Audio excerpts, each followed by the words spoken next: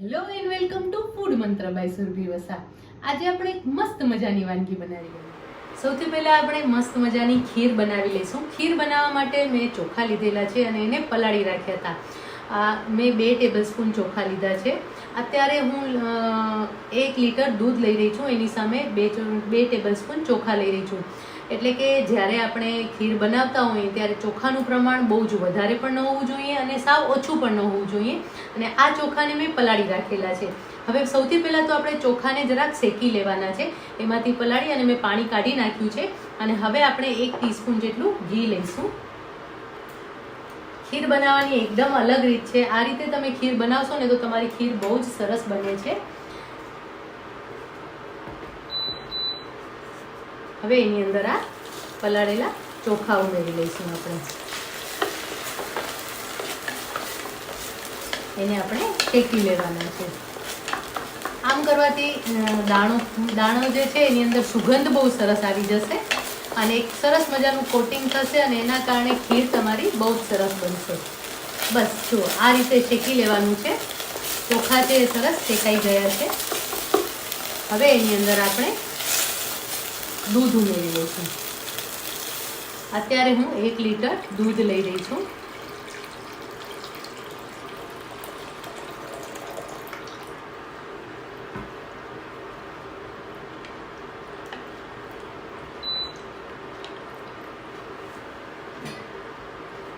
આ દૂધને એકદમ સરસ રીતે આપણે ઉકાળવાનું છે. દૂધ ઉકળ્યું કેટલું એના ઉપર એ ક્યારે ખબર પડશે આપણે કે જ્યારે આપણે અંદર ઉમેરેલા ચોખા છે ને એ ચોખા સરસ રીતે કૂક થઈ જશે અને સ્ટીકી ચોટી જશે એકબીજા સાથે અને એની સાથે સાથે એના લીધે થિકનેસ એકદમ સરસ આવી જશે. તો આ રીતે આપણે બનાવશું ને તો ખીર એકદમ સરસ બનશે. હવે આ ચોખાને આપણે ઉકાળી લેવાના છે. ઘણા લોકો ભાત ઉમેરતા હોય છે, ઘણા લોકો પૌવા ઉમેરતા હોય છે, પણ અત્યારે આપણે ટ્રેડિશનલી જે ખીર બને છે એ જ રીતે આપણે ખીર બનાવી રહ્યા છીએ. અને હવે આ દૂધ છે એને ઉકળવા દેવાનું છે. દૂધ ઉકળે અને લગભગ પા ભાગ જેટલું ઉકળી જાય અને એકદમ સરસ ઘટ્ટ થાય ત્યાં સુધી આપણે દૂધને ઉકાળીશું. અને ખાંડ ખાસ એ યાદ રાખવાનું છે કે ખાંડ જે છે એ હમણાં નથી ઉમેરવાની. જો અત્યારે જ તમે ખાંડ ઉમેરી દેશો ને તો શું થશે કે ચોખા છે એ સરસ રીતે રંધાશે નહીં, કૂક નહીં થાય અને એના કારણે તમારી જે ખીર છે એ સરસ તૈયાર નહીં થાય. તો અત્યારે આપણે ખાંડ નથી ઉમેરવાની.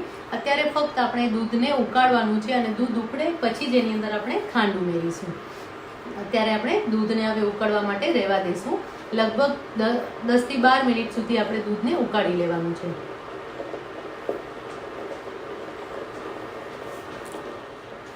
જો એકદમ સરસ ઘટ્ટ ખીર તૈયાર થઈ ગઈ છે અને તમે જોઈ શકો છો કે એની અંદરના જે ચોખા છે એ પણ સરસ રીતે એકદમ ચડી ગયા છે. જો ચોખા આવી રીતે ચડાવવાના છે એકદમ સરસ. જો દાણો છે ને એકદમ સરસ મુલાયમ અને તૂટી જાય એવો સરસ દાણો થયો છે.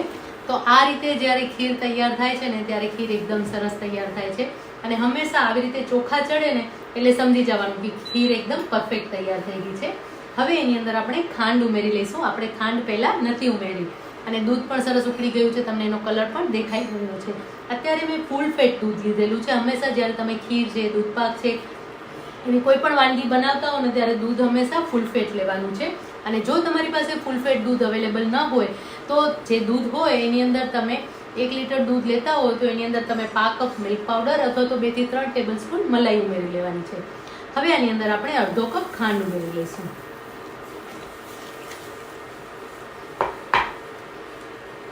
હવે આ ખાંડ ઉમેર્યા પછી આપણે ખીર છે એને બહુ ઉકાળવાની નથી. ખાંડનું પાણી બળે અને જરાક મિશ્રણ બધું સરસ રીતે મિક્સ થાય ત્યાં સુધી જ આપણે એને કૂક કરવાનું છે. કારણ કે દૂધ સરસ રીતે આપણું ઉકળી ગયું છે અને ચોખા છે એ પણ સરસ ચડી ગયા છે. અને આટલી સરસ ખીર બની હોય તો પછી કેટલી મજા પડી જતી હોય છે.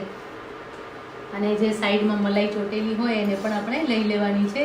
એની જે મલાઈનો જે સ્વાદ છે ને એ બહુ જ સરસ આવતો હોય છે. હવે એની અંદર આપણે એલચી પાવડર ઉમેરી લઈશું.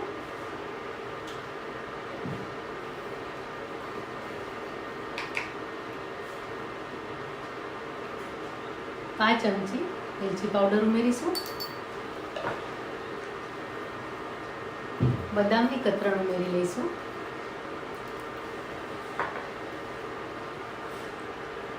મિક્સ કરી દઈશું. જુઓ ખીરની એકદમ સરસ કન્સિસ્ટન્સી આવી ગઈ છે, જેવી આપણે જોઈએ એવી સરસ કન્સિસ્ટન્સી આવી ગઈ છે. બસ આવી ખીર તૈયાર કરવાની છે. અને આ ખીર હજી ઠંડી થશે એટલે વધારે ઘટ્ટ થશે. તમે જોઈ શકો છો કે એની કન્સિસ્ટન્સી એકદમ સરસ મળી ગઈ છે. તો ખીર તૈયાર થઈ ગઈ છે. ફ્લેમ ઓફ કરી દઈએ અને ખીરને સર્વ કરી દઈએ. અને તમે જોશો ને જ્યારે કે આ દૂધ આમાંથી જાય છે ને ત્યારે એની અંદર દૂધ રહી જાય છે, એટલે કે આ ચમચા ઉપર દૂધ ચોંટેલું છે એ દૂધ બરાબર ઉકળી ગયો છે એની નિશાની છે. આ રીતે દૂધ ઉકળી ગયું હોય અને દૂધ જ્યારે ચમચામાં લેવો ત્યારે ચોંટે ત્યારે સમજી જવાનું છે કે ખીર છે એકદમ પરફેક્ટ તૈયાર થઈ ગઈ છે.